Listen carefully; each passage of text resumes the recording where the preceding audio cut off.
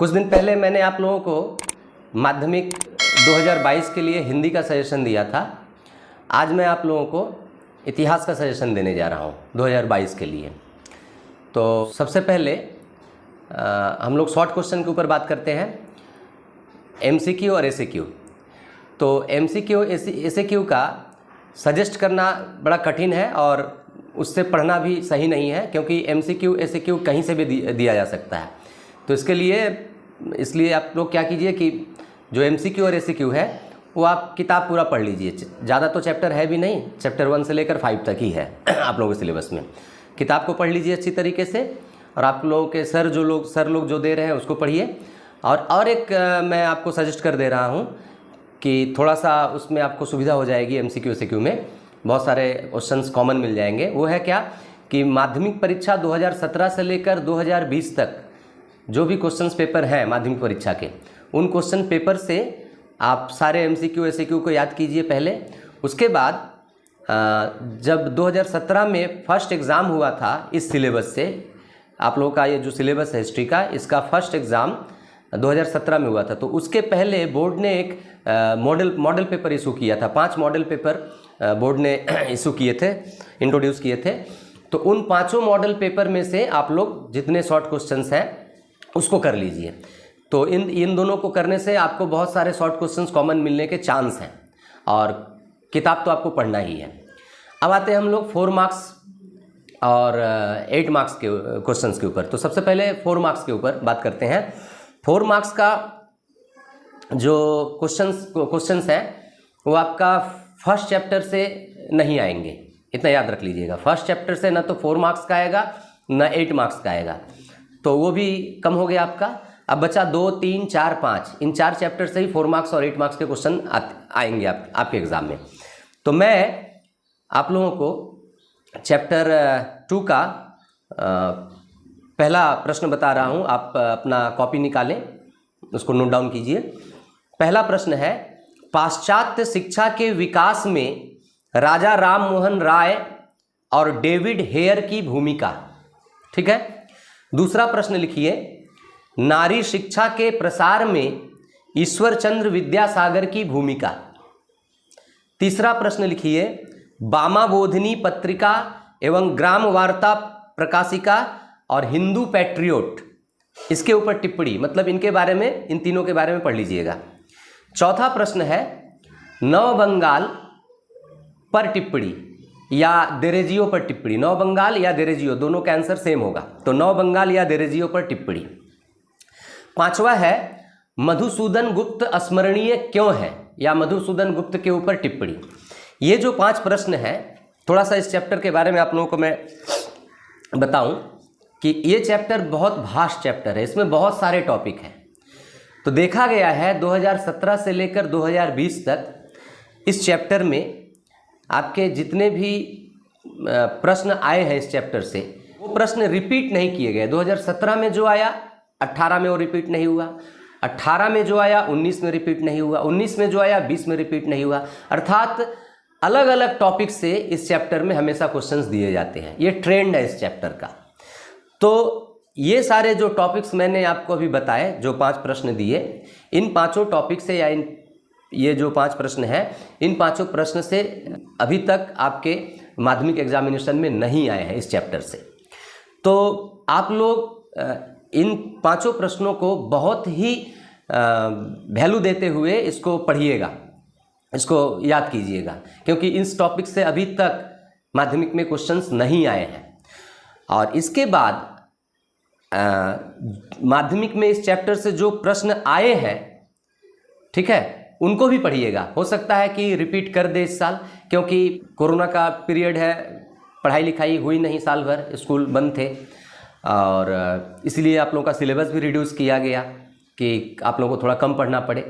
तो हो सकता है पेपर थोड़ा सा आसान करे, तो आसान तभी होगा कि अगर 2017 से 20 तक जो क्वेश्चंस आए हुए हैं उन क्वेश्चंस को रिपीट किया जाए। तो ऐसा अगर हो तो आप लोग लकी हैं, तब आपको कम ही पढ़ना पड़ेगा। तो इसलिए जो 2017 से 20 तक क्वेश्चंस इस चैप्टर में आए हुए हैं, उसमें से कुछ इंपॉर्टेंट क्वेश्चंस मैं आपको बता रहा हूं, वो भी आप लोग पढ़ लीजिएगा। पहला है स्वामी विवेकानंद के नव वेदांत की विशेषता, एक प्रश्न है। उसी को अथवा में स्वामी विवेकानंद के धर्म सुधार के आदर्श की व्याख्या, ये प्रश्न 2017 में आया था। उसके बाद अगला प्रश्न है हुतोम पेचार नक्शा ग्रंथ में 19वीं शताब्दी के बंगाल के समाज का कैसा चित्र देखने को मिलता है। फिर से, हुतोम पेचार नक्शा ग्रंथ में 19वीं शताब्दी के बंगाल के समाज का कैसा चित्र देखने को मिलता है, ये 2018 में आया था। फिर 2018 में और एक प्रश्न आया था, मतलब 2018 में इस चैप्टर से 2 प्रश्न दिए गए थे। वो प्रश्न था हमारे देश में चिकित्सा विद्या के क्षेत्र में कलकत्ता मेडिकल कॉलेज की भूमिका, ठीक है। उसके बाद आइए 2019 में जो आया था, नील दर्पण नाटक से 19वीं शताब्दी के बंगाल के समाज का कैसा चित्र देखने को मिलता है। फिर इसी साल और भी इस चैप्टर से और एक प्रश्न आया था 19वीं शताब्दी में नारी शिक्षा के विस्तार में ड्रिंक वाटर बेथुन की भूमिका, ठीक है। ये 2017 से 2019 तक इस चैप्टर से जो प्रश्न आए हुए हैं। हर साल देखिए आप कि 2-2 प्रश्न इस चैप्टर से रहे हैं। और आप लोग जानते होंगे कि आप लोगों का जो 4 मार्क्स का क्वेश्चन आते हैं एग्जाम में, वो 4 ग्रुप में रहेंगे। Group A B C D, मतलब क ख ग घ, हर ग्रुप में 2-2 प्रश्न रहेंगे। तो टोटल 8 प्रश्न दिए जाएंगे 4 मार्क्स के। आपको इन 8 प्रश्नों में से 6 प्रश्नों का उत्तर देना है। लेकिन एक नियम ये रहता है कि प्रत्येक वर्ग से, प्रत्येक ग्रुप से एक एक प्रश्न जरूर रहने चाहिए। अर्थात ग्रुप क में से 1, ख से 1, ग से 1, घ से 1, तो टोटल 4 प्रश्न हुए। और बाकी जो 2 प्रश्न हैं वो आप किसी भी ग्रुप से कर लीजिए, मतलब किसी भी ग्रुप से, क से या ख से या ग से या घ से, घ से कर लीजिए या क ख से कर लीजिए, कहीं से भी 2 प्रश्न आप कर लीजिए। अर्थात आप ऐसे नहीं कर सकते कि ग्रुप क को छोड़ दिए आप ख, ग और घ, इन तीनों ग्रुप से 6 क्वेश्चन कर लिए, तब आपका ये नहीं होगा, ये अलाउ नहीं है। आपको क्या करना है, प्रत्येक ग्रुप से एक एक तो करना ही है। उसके बाद बाकी जो 2 क्वेश्चंस बच रहे हैं वो आप किसी भी ग्रुप से वो 2 क्वेश्चंस कर लीजिए। तो 2020 में इस चैप्टर से भी प्रश्न आया हुआ था, लेकिन मैं उसको नहीं दे रहा हूँ, मुझे नहीं लग रहा है कि वो इम्पोर्टेंट है। आप लोग इतना को कर लीजिए, इसमें से आपको जहाँ तक उम्मीद है कॉमन मिल जाएगा, ठीक है। लेकिन पहले क्या कीजिएगा, जो मैंने बताया कि जिन टॉपिक्स से पहले कभी प्रश्न नहीं आए हैं उन टॉपिक्स को पहले याद कीजिएगा। उसके बाद 2017 से 19 तक जो प्रश्न मैंने बोला उसको कीजिएगा, ठीक है। अब आते हैं हम लोग चैप्टर 3 में। चैप्टर 3 में भी वही सिस्टम कि चैप्टर 3 में आपका क्वेश्चन रिपीट नहीं हुआ किसी भी साल। 2017 में अलग क्वेश्चन, 2018 में अलग क्वेश्चन, ठीक है। और चैप्टर 3 में भी बहुत सारा टॉपिक है। अर्थात जो टॉपिक नहीं आए हुए हैं अभी तक एग्जाम में, जिन टॉपिक से क्वेश्चंस नहीं आए हुए हैं, उन टॉपिक से क्वेश्चंस इंपॉर्टेंट होंगे इस बार के एग्जाम में, हो सकते हैं। तो पहले मैं वो बताऊं जो टॉपिक्स नहीं आए हुए हैं। पहला प्रश्न, बंगाल में वहाबी आंदोलन का कारण एवं परिणाम। अब इसी प्रश्न को दूसरे तरीके से दे सकता है, तथवा में लिखिए तीतुमीर का बारासात विद्रोह, ठीक है। दोनों का आंसर करीब करीब एक होगा, ठीक है। उसके बाद दूसरा प्रश्न लिखिए फराजी आंदोलन में दुदू मियां की भूमिका। फिर उसके बाद का प्रश्न, नील विद्रोह में ईसाई मिशनरी और हरिश्चंद्र मुखर्जी की भूमिका। अगला प्रश्न, चुवाड़, कोल, मुंडा, ये 3 विद्रोह, इन तीनों विद्रोहों के कारण और महत्व। कोई एक विद्रोह का कारण या महत्व इसमें से दे दे, ठीक है। तो तीनों विद्रोहों का कारण और महत्व पढ़ लीजिएगा। उसके बाद अगला प्रश्न है, सन्यासी और फकीर आंदोलन के ब्रिटिश विरोधी मत का आप कैसे वर्णन कर सकते हैं, ठीक है। ये 5 प्रश्न हुए, हाँ 1 2 3 4 5, ये 5 प्रश्न हुए। अब 2017, 18, 19, 20 में जो प्रश्न आए हुए हैं इस चैप्टर से, वो मैं सारा नहीं दे रहा हूं, केवल आप 2 प्रश्न उसमें से लिखिए। एक है 1855 ईस्वी में संथालों ने क्यों विद्रोह किया था। दूसरा प्रश्न है 2018 में आया हुआ था, किस उद्देश्य से औपनिवेशिक सरकार ने वन अधिनियम पारित किया था। ठीक है, तो ये कंप्लीट हुआ तीसरा चैप्टर।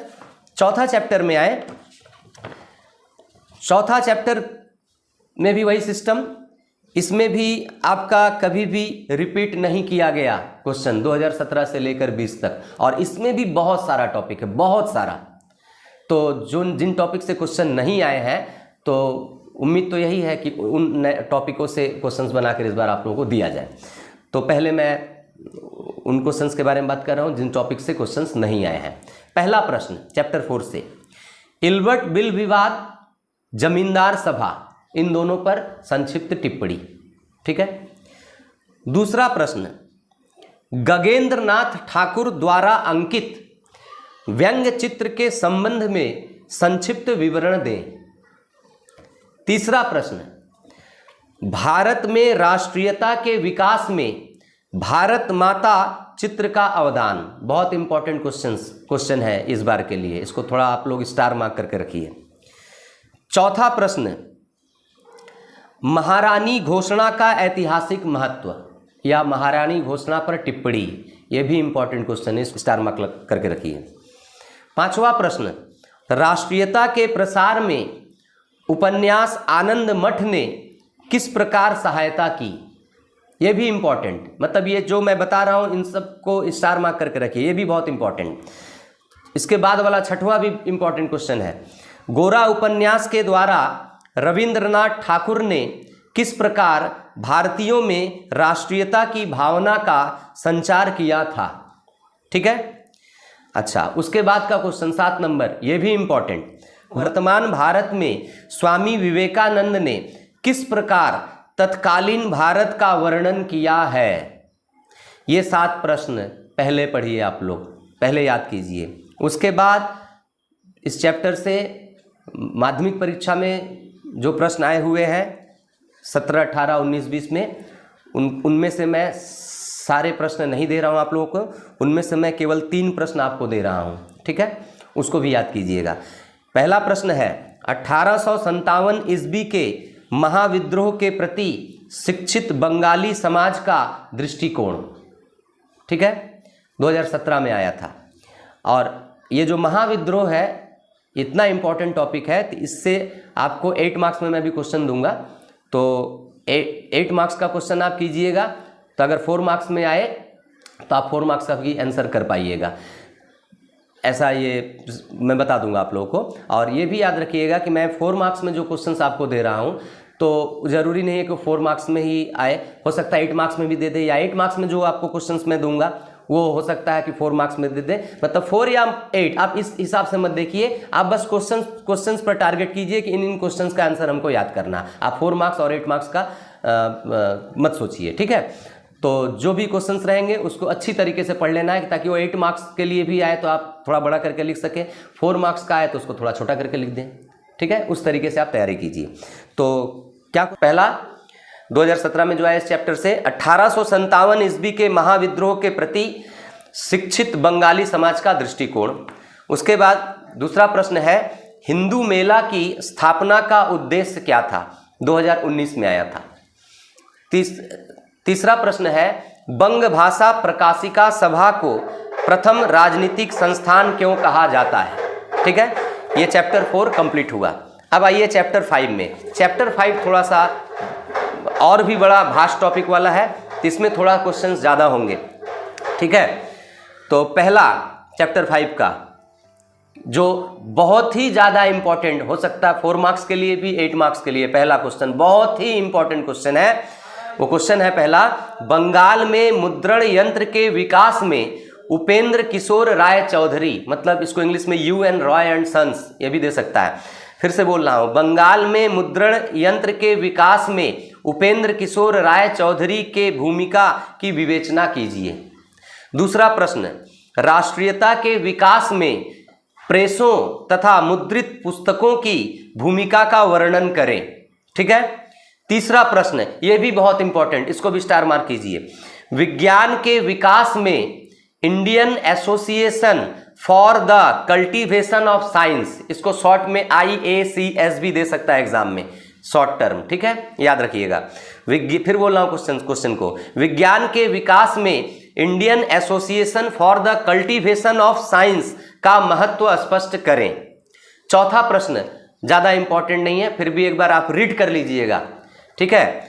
चौथा प्रश्न है, मतलब समझिए इसके आने का चांस बहुत ही कम है, लेकिन फिर भी आप एक बार रीड कर लीजिएगा, ठीक है। वैसे तो सजेशन से पढ़ना ही नहीं चाहिए मेरे हिसाब से, कि सजेशन से आप जहाँ ज़्यादा दूर तक जा ही नहीं सकते हो, कितना पालोगे एग्जाम में, 50-60, ठीक है। तो सजेशन से तो पढ़ना ही नहीं चाहिए, किताब पूरा ही पढ़ के जाना चाहिए साल भर। लेकिन फिर भी बहुत सारे लोग जिनको अपने आप पर विश्वास नहीं है, ज़्यादा पढ़ नहीं पाते, या भूल जाते हैं, कहते हैं मेमोरी पावर कम है, तो उन लोगों के लिए ये सजेस्ट करना पड़ता है हम लोगों को, ठीक है।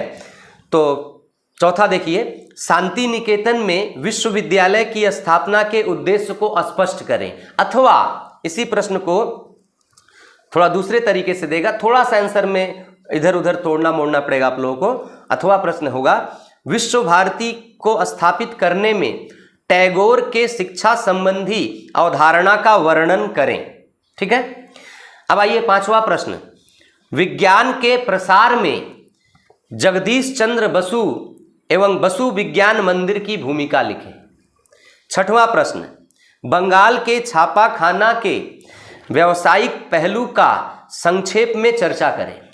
अगला क्वेश्चन 8 नंबर, राष्ट्रीय शिक्षा परिषद, मतलब शॉर्ट में होगा NEC council, national education council, Hindi में राष्ट्रीय शिक्षा परिषद। बहुत समय हम लोग क्या होता है कि हम लोग हिंदी टर्म याद करके जाते हैं एग्जाम में, और दे देता है उसका इंग्लिश टर्म क्वेश्चन में, तब देखा जाता है कि आपको लगता है कि हम तो ये पढ़े ही नहीं है। इसलिए कोई भी क्वेश्चन पढ़ो, अगर टिप्पणी हो या कोई खास वर्ड वाला क्वेश्चन हो, तो उसका हिंदी और इंग्लिश दोनों याद रखा कीजिए।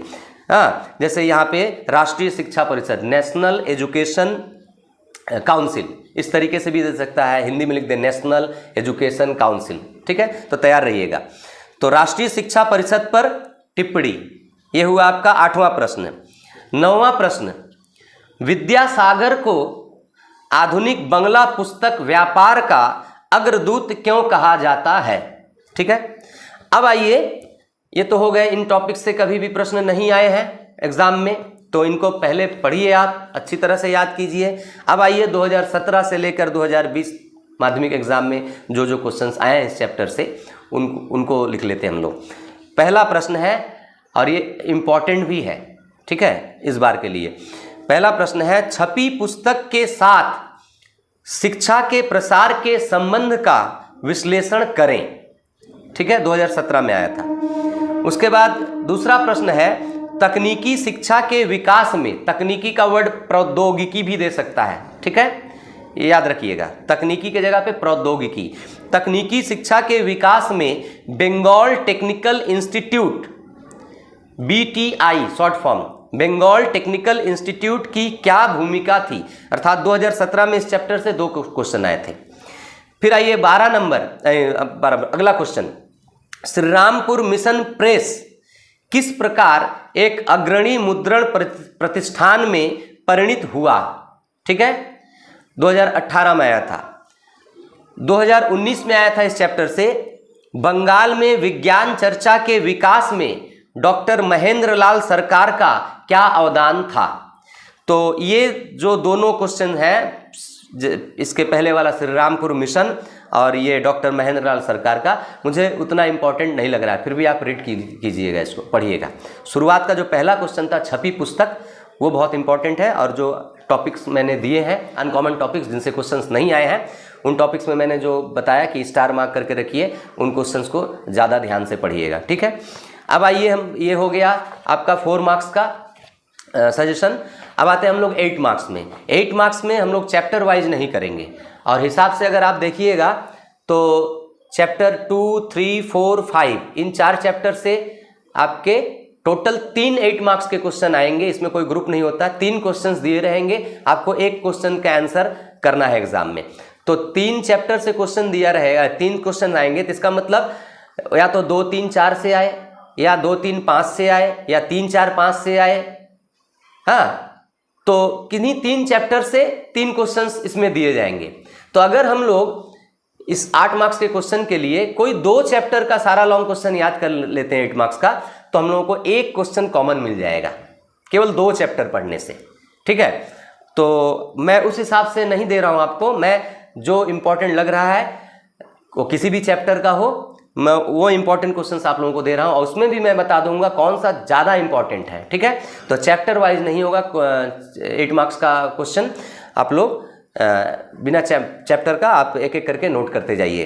पहला क्वेश्चन और बहुत ही इंपॉर्टेंट क्वेश्चन 8 मार्क्स के लिए, बंगाल के नव जागरण का स्वरूप एवं वाद विवाद, बहुत ही इंपॉर्टेंट 8 मार्क्स के लिए। दूसरा प्रश्न ये भी इंपॉर्टेंट, ठीक है, प्राच्य एवं पाश्चात्य विवाद के संबंध में जो जानते हो लिखो, और इसके साथ एक क्वेश्चन और ऐड रहेगा, उच्च शिक्षा के प्रसार में कलकत्ता विश्वविद्यालय की भूमिका, ठीक है। तीसरा प्रश्न ये भी बहुत ही इंपॉर्टेंट क्वेश्चन है, या तो 8 मार्क्स में आए या 4 मार्क्स में दे, कहीं ना कहीं ये हो सकता है दिखे आपको पेपर में।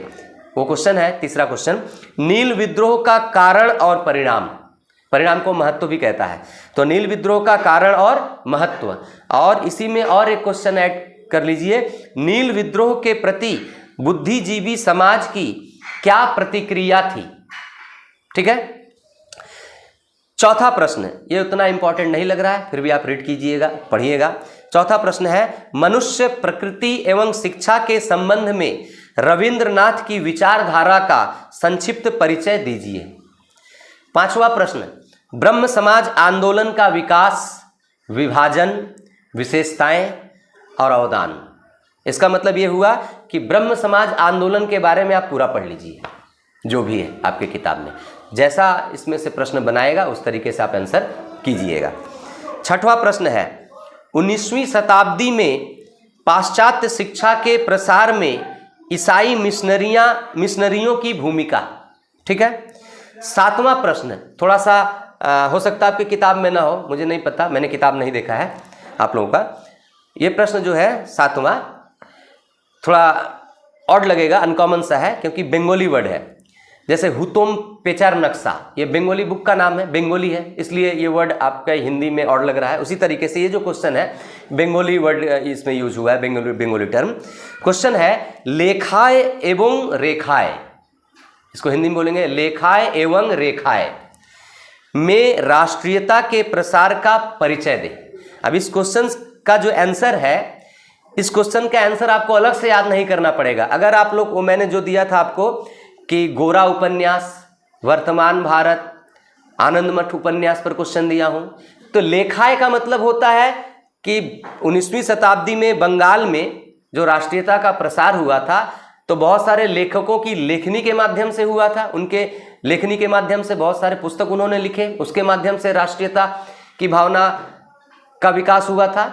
और बहुत सारे कलाकारों ने, चित्रकारों ने आपका चित्रकारी के माध्यम से राष्ट्रीयता का प्रसार किया था, जैसे भारत माता चित्र है, गगनेंद्र नाथ ठाकुर का व्यंग्य चित्र है, ठीक है। तो चित्रों के माध्यम से राष्ट्रीयता का प्रसार किया था।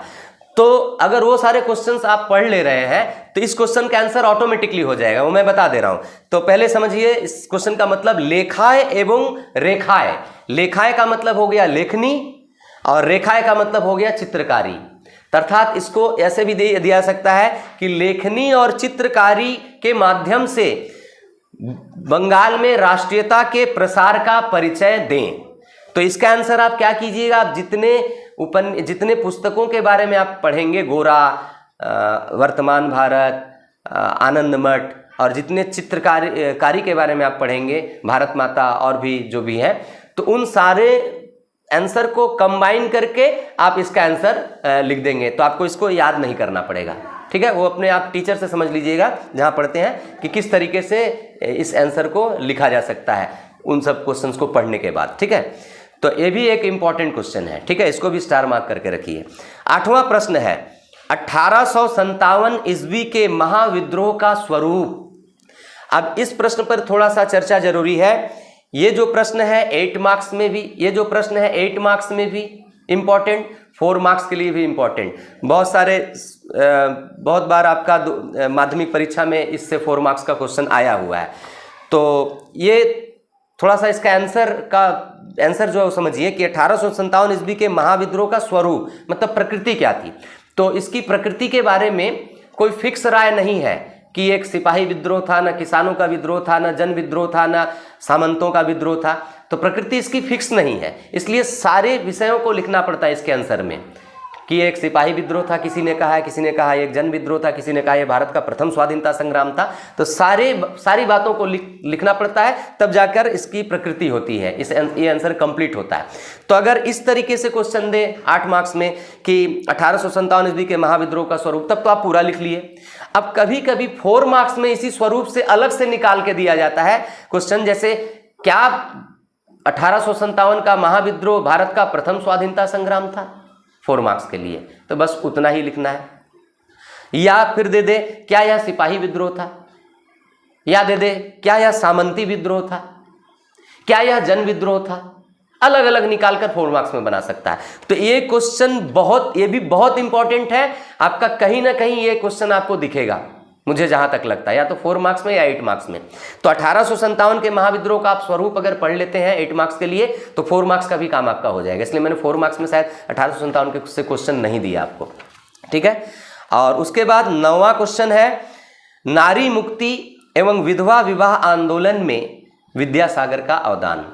देखो, ईश्वर चंद्र विद्यासागर, राजा राम मोहन रॉय, इन दोनों से किसी भी साल कोई क्वेश्चन नहीं आया अभी तक, 2017 से लेकर 2020 तक, ठीक है। एक बार क्वेश्चन आया था 8 मार्क्स का ब्रह्म समाज आंदोलन के बारे में। तो ब्रह्म समाज आंदोलन में राजा राम मोहन रॉय के साथ साथ और लोग भी थे, लेकिन पर्टिकुलरली राजा राम मोहन रॉय और ईश्वर चंद्र विद्यासागर, ठीक है, इन दोनों पर, और एक देरेजियो, इन तीनों पर कभी भी कोई प्रश्न आया ही नहीं है 2017 से लेकर 20 तक।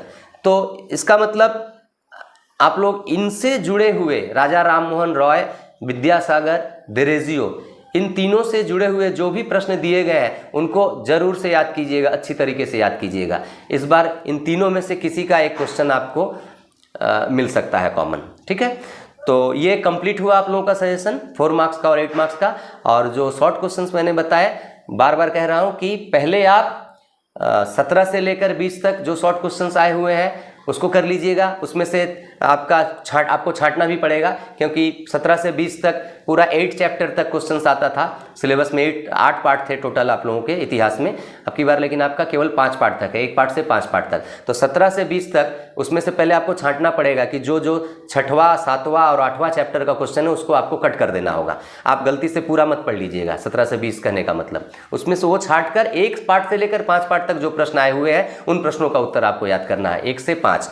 और दूसरा मैंने क्या बताया कि जब पहली बार एग्ज़ाम हुआ था 2017 में, तो बोर्ड की तरफ से एग्ज़ाम के पहले मॉडल पेपर इशू किया गया था। 5 मॉडल पेपर इशू किए गए थे हर सब्जेक्ट के।